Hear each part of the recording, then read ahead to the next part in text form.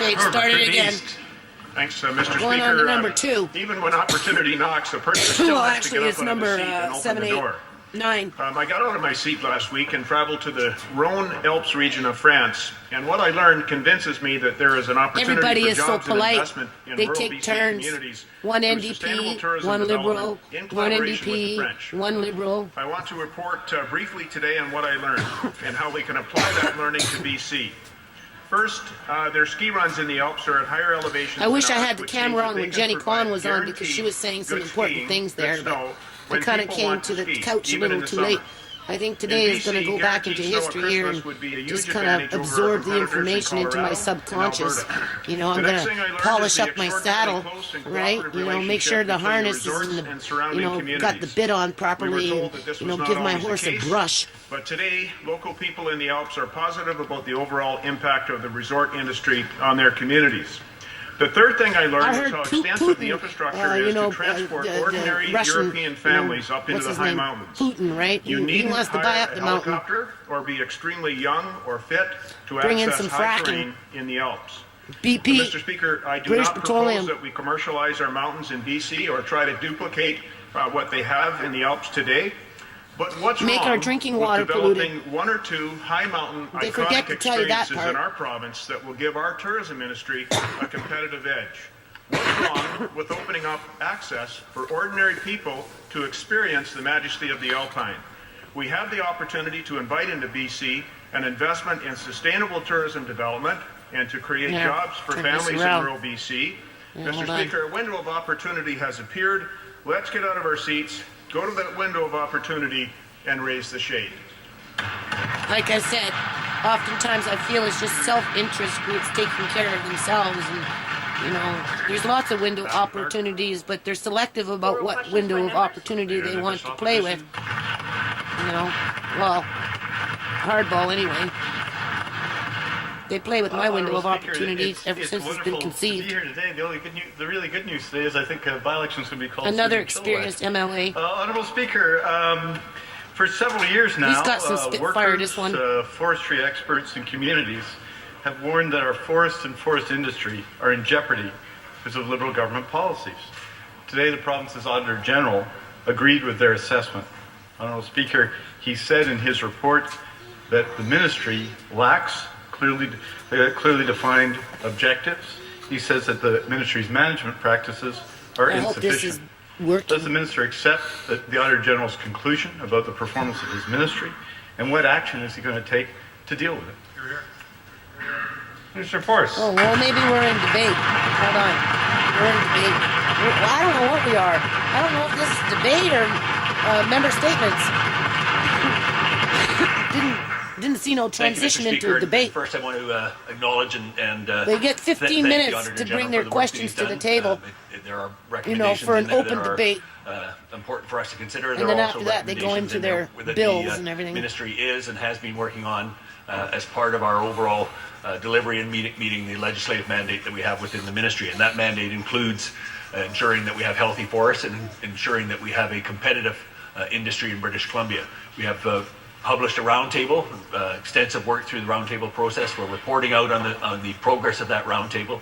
And Mr. Speaker, I really try to continue believe to work with the industry to what ensure they that we say. meet those objectives. You know, these are within our professional ministry of a healthy people, so forest and they're a supposed to competitive know industry what in they're British talking Columbia. about.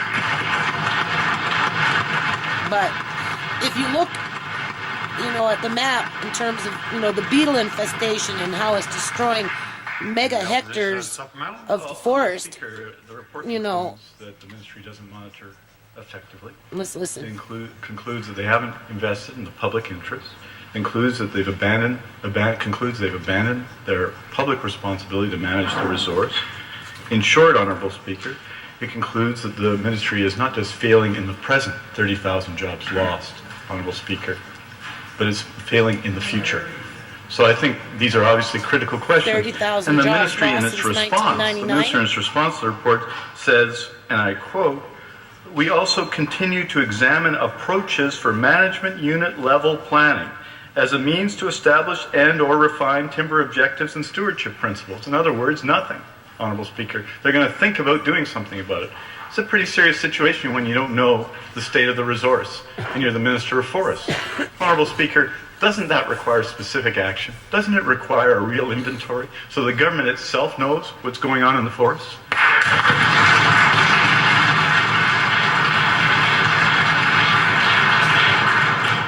Minister? Thank you, Mr. Speaker, and to the member opposite. Just to be clear, what we are doing with respect to reforestation, through Forest for Tomorrow, $236 million since 2001.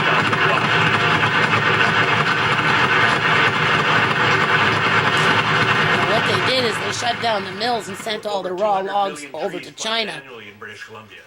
Over $6.1 million being invested currently in inventory work on the ground to determine to ensure that the resources that we have get focused in the highest priority areas for reforestation. Mr. Speaker, we're making a significant commitment towards reforestation. We're continuing to do the inventory work, and we will continue to focus the resources in those highest priority areas for reforestation.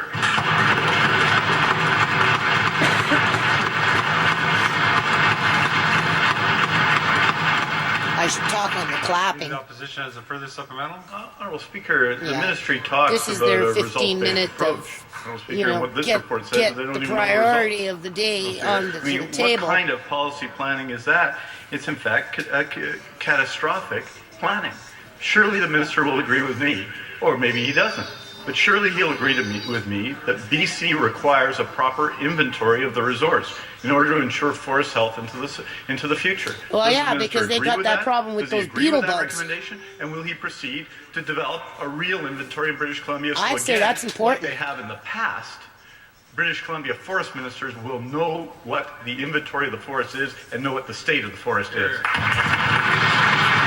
State, okay? Because these bugs are eating up everything, and they don't die unless they go into a freezing Thank you, state, Mr. Speaker. and they have to be frozen for like Just to be 3-4 clear, weeks, and that it's been inventory too work is warm. underway. What we do know, 733,000 of NSR land, not satisfactory restock land, 500,000 hectares of that land, responsibility of the licensees to reforest. 300,000 Let me remind the public hectares that this is roughly Crown of land. our You responsibility. know, it's not The Forest for Tomorrow nobody's program is committed land to do except that. We've committed that would maybe be the completed Parliament's land. within 2 years to reforest that. We continue to do the inventory work on the rest of the land base to determine where the reforestation initiatives need to take place. But just to be clear, Mr. Speaker, that work there's lots of numbers out there. There's lots of estimates about what those numbers are. We need to continue to do the inventory work so that we are clear what those numbers are and where the high priority areas are for reforestation.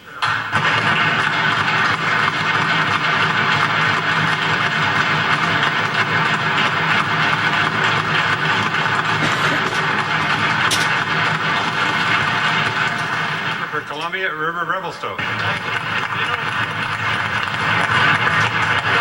Mr. Speaker, there was a time in this province when the Corky Minister Evans, of Forest would he know was an the MLA. accent. He And stepped that time down. is before the BC Liberals took over. And he was a really nice guy. He was very funny, that one. Read through the report. Read through the report. The Auditor General could not have been clearer. The Auditor General could not have been clearer. The Ministry doesn't know. The Ministry is degrading the forest. The Auditor General is also clear that the government needs to establish a provincial plan that states its long-term objectives and focuses its resources in order to foster economic stability. Well, you would have thought that that's what the Ministry was doing.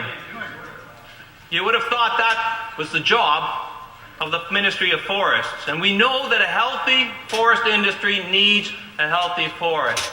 And what the Auditor General has confirmed again today is that the BC Liberals have completely failed to do that. That's what's in that report.